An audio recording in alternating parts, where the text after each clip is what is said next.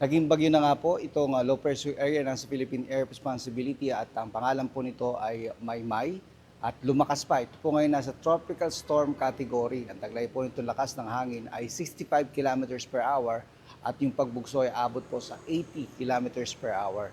Ayon po sa pag-asa, patuloy po nakikilos pa silangan o papatungo po dyan sa may area po ng mga lugar sa Northern Luzon at maaari po itong magdala ng mga pagulan sa lugar na yan. Nakataas po ang wind signals sa ilang lugar po sa Luzon. Yung signal number 2, dyan po sa may ilang bahagi po ng Ilocos Sur, La Union at Pangasinan. Kasama na po yung ilang bahagi ng Abra.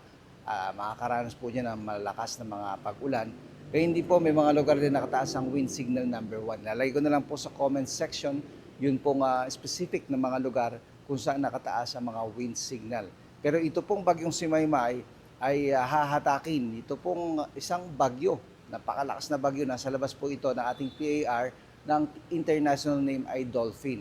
So titingnan po natin sa mga susunod na araw dahil ang sinasabi ng pag-asa, posible na malusaw itong si Maymay, humina sa mga susunod na oras at malusaw dahil sa epekto sa kanya nitong si Typhoon Dolphin na nasa labas nga po ng ating Philippine Area of Responsibility. Pero maulan po ngayong araw, lalo na po sa malaking bahagi ng Northern at Central Luzon.